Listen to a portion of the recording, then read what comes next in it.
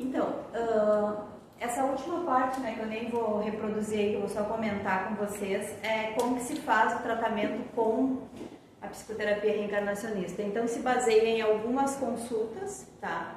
E a gente alterna as sessões de consulta com as sessões de regressão.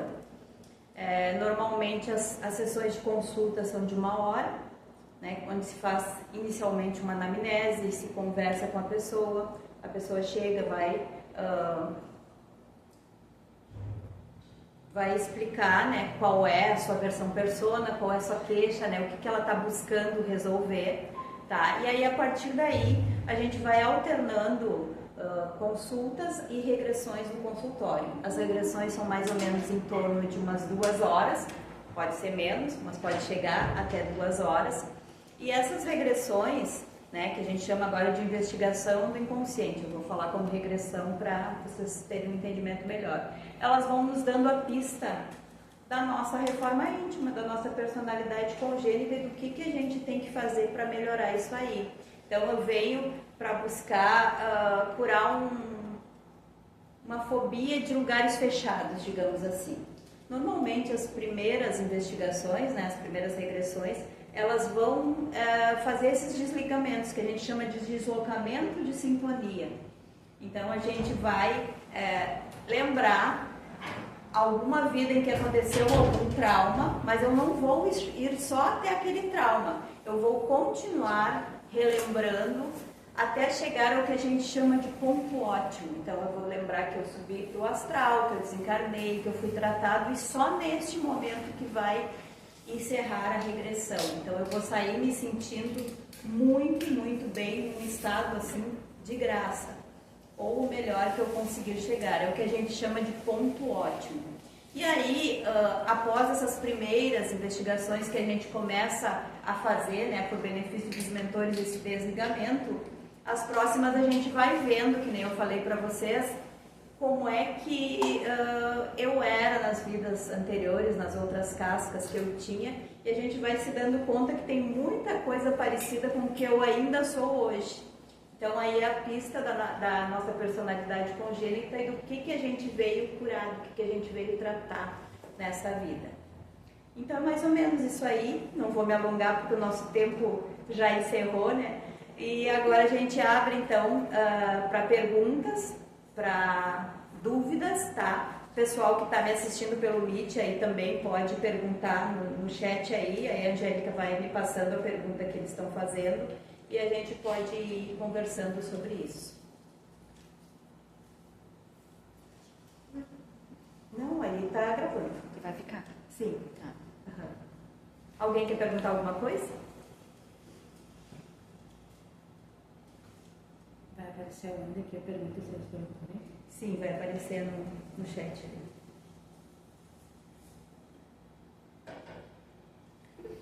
ali. Fala, Graciela. Oi, Graciela, tudo bom? A Graciela, que é minha conterrânea, é daqui de Quaraí também, é terapeuta também, consteladora, uma parceira muito querida, a gente trabalha junto lá em Porto Alegre, tá? E pode colocar tua dúvida aí. E pode colocar tua dúvida, Gra, que a gente já, né, pode ser dúvida de outros aqui, a gente vai conversando.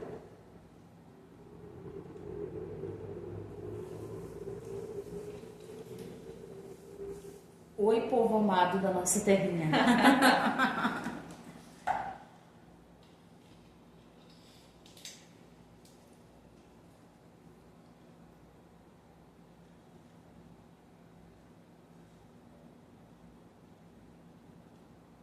Tu quer abrir teu microfone, tu pode falar, Graciela, se tu quiser abrir e A escrever. dúvida é a seguinte. Pode abrir o microfone e falar. Vou abrir. Isso. Tá. Oi, boa noite. Amei a palestra, estou muito feliz. Gratidão. Feliz de estar podendo estar aqui na minha casinha, no meu apartamento, te escutando aí, que eu queria poder estar aí, né? Ah, seria muito bom. Para o nosso povo amado. Estou muito feliz. A minha dúvida é o seguinte, na verdade uma dúvida, eu sei que é possível, mas que tu possa, quem sabe, falar um pouco mais. Tu falou ali que pode se tratar várias patologias, enfim, e tu falou referente às questões psicológicas. E tu comentou sobre as questões das vozes, né? Que essas escutam vozes, e determinados tipos de pessoas têm CIDs específicos para isso, né? Mais específico no caso que eu estou trazendo aqui, referente à esquizofrenia, né? Que causa grande tormento, enfim, para as pessoas. E de viés mais espiritual, né? Esse viés mais de vidas passadas, de reencarnação, de obsessões também, né? Então, assim, a ciência hoje, graças a Deus, ela está cada vez mais se ampliando para isso, né? Ainda bem, porque antigamente a gente sabia que hoje a gente já consegue ter uma noção do que é dito e visto. Muitas pessoas internadas, né? E ficavam em manicômios, e a maioria das vezes eram questões que poderiam ser abordadas hoje, que a gente vem falar hoje sobre essa parte da reencarnação da espiritualidade. Então, a minha dúvida é pedir para que tu fale um pouquinho mais sobre essas questões, né, psiquiátricas, psicológicas, assim, de que forma que essa parte da reencarnação, abordando, né, esse aspecto da terapia, possa vir ajudar, assim. Ótima pergunta, Graciela.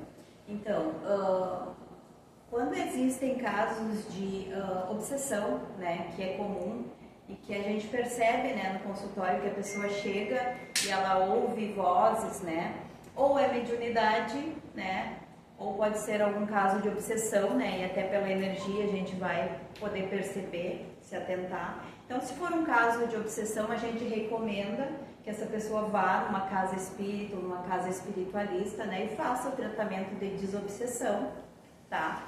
Feito esse tratamento, a pessoa pode voltar no consultório e aí a gente vai começar o tratamento, né, verdadeiramente da psicoterapia com, né, essa ferramenta, que são as investigações do inconsciente, né, as regressões, e aí a gente vai analisar, né, normalmente aparecem várias vidas onde a pessoa está sintonizada em algum trauma, e aí vão começando a aparecer e a gente vai, durante as consultas intercaladas com essas sessões de investigação, a gente vai tratando e vai conversando com a pessoa, questionando o que tem a ver aquela vida lá com a vida atual, o que ele vai percebendo, a gente vai dando pistas, o psicoterapeuta vai auxiliando ele a perceber, né, ele se dando conta, e vão vindo durante esse processo os insights na mente dessa pessoa também, que os mentores, né, na sua benevolência, vão dando insights para a pessoa e a pessoa vai se questionando e vai começando a perceber essas questões e aos poucos a gente vai auxiliando a pessoa a ir trabalhando essas questões, né, e vão sendo feitos também desligamentos, como eu falei para vocês, que são deslocamentos de sintonia, né, ele estava sintonizado naquele momento de dor e aí ele sai da sessão, é diferente, né, de uma terapia que nem a hipnose, que só chega lá e vai até o trauma. A gente não vai, na nossa escola, não vai só até o trauma, a gente continua a lembrança, né, sempre subindo, a gente continua essa lembrança, recordando que ele saiu daquele momento de angústia, de dor, que ele foi socorrido, que ele foi para o plano espiritual, até chegar no que a gente chama de ponto ótimo, que é um estado de muita luz, de muita plenitude. Eu acho muito válida a pergunta dela, porque várias pessoas ficam piores na esquizofrenia por ir diretamente para o psiquiatra e aí tomar a medicação. É que assim, ó, o medicamento, ele né, os medicamentos alopáticos, eles são benéficos. Para um momento de crise extrema, para um momento de dor, a pessoa ela precisa naquele momento, né, quando perde um ente querido, quando entra, né, num estado de depressão profunda, a pessoa precisa daquela medicação, né, para passar aquele momento, passar aquela sensação. Mas na sequência, ele precisa trabalhar essas questões, senão ele vai continuar achando outras armadilhas e outros gatilhos que vão despertar aquela característica que já faz parte da personalidade congênita. Então, assim, há A psicoterapia, ela não é contrária à medicação e nem aos tratamentos psicológicos e psiquiátricos. Eles podem ser aliados, né? Só que a gente vê por um outro ângulo diferente, não analisando só o sintoma. A gente analisa a raiz da questão, né? A gente vai lá da onde que surgiu e aí a gente vai trabalhar no cerne da questão. Então, na minha opinião, a psicoterapia reencarnacionista é uma das terapias mais contundentes da atualidade. Ela veio para, né, desbravar, para mostrar. Então, nós temos aqui uma ferramenta, né, incrível, maravilhosa, que está à nossa disposição, que os mentores, né, seres de luz na sua benevolência colocaram aqui para nós, para que a gente não precise esperar passar todo esse ciclo para depois se dar conta disso. E uma coisa que eu queria falar também, que talvez as pessoas fiquem na dúvida, porque é um assunto bem... controverso? Não, é um assunto bem... para bastante horas, né? Não é para 45 minutos. Mas, por exemplo, as doenças autoimunes, né, que tu cita ali. No meu caso, que eu tenho hidradenitis supurativa, que é uma doença pouco conhecida aqui na nossa região, eu fiz uma psicoterapia e foi uma vez que eu coloquei fogo no galpão. E aí, com isso, eu trago a doença, né, que dói, que dá febre, para que eu sinta, né. Eu acordei isso, é bem como tu diz, eu acordei isso no plano espiritual para que eu aprenda com aquela dor que eu fiz em outra vida, em outra era. Excelente depoimento. Só que assim, ó, nós precisamos fazer mais investigações, porque provavelmente não foi só essa vida que gerou, até, né, sumir ou praticamente amenizar ou praticamente sumir todos os sintomas que tu manifesta ainda no corpo físico. Provavelmente, às vezes, é mais de uma vida, mas a gente já conseguiu ver uma, né? Tem uma pergunta, né? Sim, tem alguma ligação com a apometria, isso aí? Tudo é baseado na é um outro tipo de terapia. A apometria, ela é o desmembramento dos 7 corpos e o tratamento de cada um deles, né? A gente falou um pouquinho sobre os corpos. A psicoterapia, ela vai mais fundo. Ela, né, a apometria, se tu tá com um sedimento, tu vai lá, tu vai ter os teus corpos tratados, né? Sutil, espiritual, eles tratam. Eu já fiz apometria, é uma terapia bem bacana. Só que assim, ó, tu trata, se tu sair dali, tu continuar no mesmo padrão, tu vai voltar a ter as mesmas sensações novamente. Que é muito usada para esses casos de obsessão, esquizofrenia, é muito usada. E é uma excelente maneira, só que não trata a raiz, trata o sintoma, trata o que tu está sentindo agora. E aqui não, aqui a gente está usando o processo de conscientização, a gente está se conscientizando do que a gente tem que melhorar para curar, além, né, dos deslivramentos, para curar o que a gente vem repetindo. Então é bem mais profundo. Pode perguntar. Como funciona a mecânica da sessão de regressão? Boa pergunta. Como paciente, eu vou enxergar como se fosse um vídeo. Boa, ótima pergunta. Sabe? Essa parte estava no segundo módulo ali dos slides, que aí o nosso tempo esgotou, né? Mas foi ótimo tu ter perguntado. Então, a gente não trabalha com hipnose nem com catarse, a gente trabalha com expansão de consciência. A nossa técnica consiste, né, Angélica, na expansão de consciência. A pessoa deita, a gente tem, né, uma trilha sonora específica, né, sons específicos que são muito profundos, né, próprios da psicoterapia, não são músicas conhecidas. A gente tem um manual, que é um mantra, que vai sendo falado, né, de uma forma muito delicada, né, pelo terapeuta, pelo psicoterapeuta no caso, e a pessoa vai relaxando, entrando num estado de relaxamento muito profundo, que é o que a gente chama de expansão de consciência. Nesse momento, se abre o telão.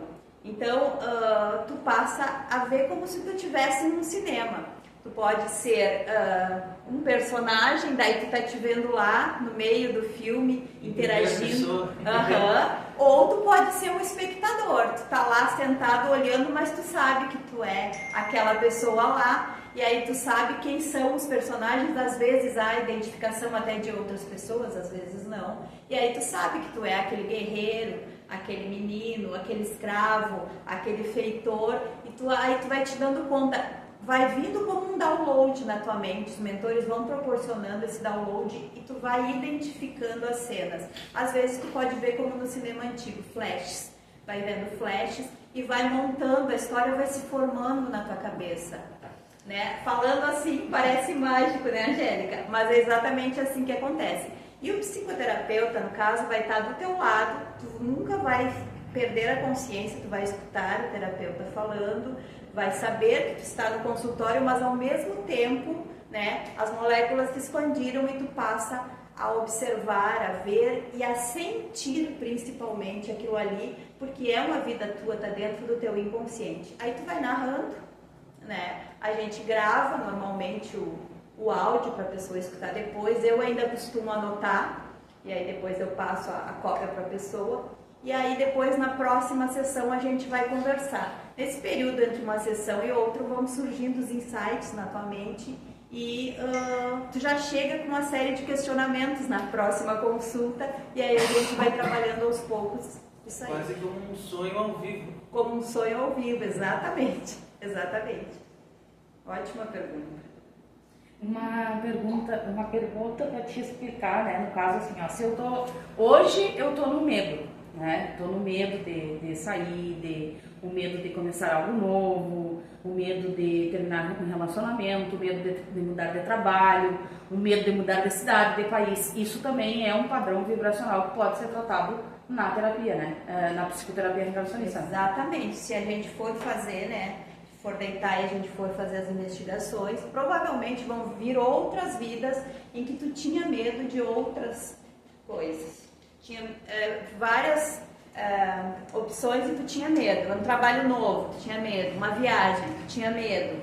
Um relacionamento, tu tinha medo. Então, pode ser um padrão. E aí a pessoa tá linkada. Pode ser um padrão. Normalmente, quando a gente tem sentimentos que não tem explicação, não tem um fato nessa vida que gerou aquele sentimento, ele normalmente está em vidas passadas. Então, eu estou repetindo aquele padrão, né? Pois eu durante a minha infância, adolescência, até a fase adulta, eu nunca tive medo.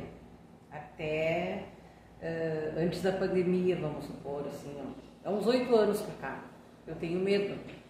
Eu tenho medo de sair de casa, eu tenho assim, ó, pra mim vir pra cá foi assim, ó, que eu moro ali. Aonde que eu vou? Na Secretaria da Saúde, que ainda eu me animo a ir sozinha, mas não é todos os dias. De repente, hoje eu tenho que vir ali, mas aí eu tô com medo de sair. Eu frequentava o CAPES, agora eu não tô conseguindo ir, porque não consigo sair. Aí assim, ó, eu entrar num ônibus, por exemplo, pra mim é um horror. Tentei outro dia, que faço vários cursinhos e coisas, e entrei com umas colegas, vamos de ônibus. Eu entrei no ônibus esse Planalto e, pra mim foi um horror aquilo. Sabe, são coisas assim, ó, coisas que eu nunca tive, foi de uns 8 anos pra cá. E aí veio a pandemia ainda para ajudar. Ótima colocação da Marta, tá? O que acontece? Isso é o que a gente chama de gatilho ou armadilha. Normalmente a gente tem um modus operandi, a gente, né, do nada começa a sentir aquilo ali. Então, pode ser uma pessoa que tu conheceu, que te linkou com aquela situação do passado, ou pode ser uma situação, que aí é uma armadilha que, né, te levou para aquele link e tu passa a sentir isso aí. Então, eu tenho um exemplo para te mostrar sobre isso. Uma pessoa conheceu uma vizinha nova que foi morar no prédio dela. E aí isso despertou... começou a sentir alergias e foi em dermatologista e aquelas coceiras e começou a dar descamação na pele do nada. E ela não sabia o que estava acontecendo. E aí foi fazer o tratamento de psicoterapia reencarnacionista. E aí ela viu uma vida onde, na época lá de Jesus, que tinha a lepra, que tinha, né, o Vale dos Leprosos, e eles ficavam, e ela fazia parte desse grupo dos leprosos, tá? Que eram jogados lá e ficavam lá isolados, né? E aí essa pessoa que mudou para o prédio dela era uma pessoa que era do Vale dos Leprosos junto com ela. Então, no momento que ela encontrou aquela pessoa, ela se linkou com aquela vida e começou com aquelas, né, alergias na pele. Então, através do tratamento, ela fez o deslocamento de sintonia, né, e foi curada, passou as alergias todas, porque, né, o nosso inconsciente, ele reconhece as situações e não existe uma explicação lógica se a gente não pensar no reencarnacionismo, né? Então, a psicoterapia reencarnacionista, ela vem para isso, né? Para fazer esse deslocamento de sintonia e a gente conseguir se dar conta não só desses desligamentos, que aí é um benefício, um acréscimo da bondade dos mentores para fazer, né, esse desligamento, mas também o mais importante é a pista para nossa reforma íntima, né? E eu não sei também, assim, a questão do medo, que tem as coleguinhas, como eu digo, né, dos cursos, então me protegem muito. Me pegam ali em casa, me levam ao local do curso, me trazem de novo. Então sempre assim, quando meu filho não está, né, tem que me carregar. Senão, depois de eu sair, se me levarem e me deixar lá no centro, já tentei umas 2 vezes, eu consegui ficar sozinha, fazer uma série de coisas que eu precisava fazer. Mas não é sempre também, né? Por umas 2 ou 3 isso também vezes pode estar ligado a algum trauma de infância, de necessidade de proteção, né? Então, só fazendo as investigações para a gente descobrir, né, qual é o gatilho que está fazendo tu ter esses sentimentos e fazer esse deslocamento de sintonia, né? E tu voltar a se sentir plena de novo e superar todas essas adversidades, né? Sim. Mais alguma pergunta, gente? Pessoal de Porto Alegre, mais alguma colocação? Então, eu vou agradecendo a presença. Desculpa, Oi. Fala, Gra. Na hora de clicar que tinha diminuído. Eu quero fazer uma pergunta complementar àquela pergunta que eu fiz da doença psiquiátrica, né? Uhum. Por exemplo, a pessoa que tem uma patologia, que no caso que a gente falou aqui, de esquizofrenia, a pessoa não tem condições, às vezes, de discernir, dependendo do grau, né? Uhum. E aí, por exemplo, algum familiar pode vir a fazer, até que ponto estaria interferindo no livre-arbítrio daquela pessoa, né? Ótimo, ótima colocação, Graciela. Isso também estava nos slides ali do segundo módulo, que é a investigação não pessoal. Então, quando a pessoa não tem condição e discernimento para entender que ela precisa aquilo, né, ela não pode deitar. Então, se é uma pessoa que é viciado, né, que está em clínica de tratamento, ou se é uma pessoa que tem problema cardíaco, se é uma gestante, ou se é uma criança. Crianças pequenas também podem ter questões a ser desligadas. Então, a gente faz a investigação não pessoal, né, que é um terapeuta da nossa escola ou um familiar da pessoa, deita por ela e vai reviver, vai relembrar a vida daquela pessoa. A gente faz a gravação normalmente, mas vai reverberar e vai atingir a pessoa, né, que está sendo tratada e não quem deitou. Então, no momento do mantra, a gente vai dizer os dados da outra pessoa que está sendo tratada e o tratamento vai se processar normalmente. Se for uma mãe, se for um irmão, pode fazer as consultas pela pessoa, tá? E o livre-arbítrio, tu me perguntou, né, Graciela? O livre-arbítrio, a gente sabe que deve ser respeitado, mas nessas questões da pessoa não conseguir responder por si, não entender, né, a gente pode até perguntar para o mentor da pessoa, né, na hora da sessão, a gente pergunta, vamos perguntar aos mentores, né, dessa pessoa se é, né, possível de fazer esse tratamento, se não vai interferir, né, e aí a gente vai receber a resposta e normalmente quando é para o benefício da pessoa é permitido, tá? Então pode ser feito por outra pessoa, ou se a pessoa mora, por exemplo, em Montevidéu e quer fazer o tratamento, aí, né, o familiar dela mora aqui, ele pode deitar por ela e a gente fazer as consultas pelo Google Meet, que nem a gente está fazendo agora, ou por outra plataforma, a gente fala com a pessoa lá e alguém deita por ela aqui, pode ser um terapeuta da escola ou um familiar dela, tá? Isso aí a gente pode ser acertado com o psicoterapeuta que está fazendo. Então, se alguém aqui de Paraí quer fazer, por exemplo, e eu estou lá em Porto Alegre, pode ser feito com alguém deitando e vice-versa, tá? Foi uma observação bem importante da Graciela. Então, muito obrigada, Miriam. Gratidão por vocês estarem aí me acompanhando, tá? Gratidão a vocês todos por estarem aqui compartilhando esse momento e por eu poder, né, explicar um pouquinho para vocês desse trabalho, né, dessa terapia. Eu sou imensamente grata à Angélica, que já fez aqui, deu seu depoimento também. Gratidão a todos vocês e eu fico à disposição, tá? Para qualquer outra dúvida, eu vou encerrar a gravação e depois a gente pode seguir conversando. Eu acho que nós temos gratidão, né?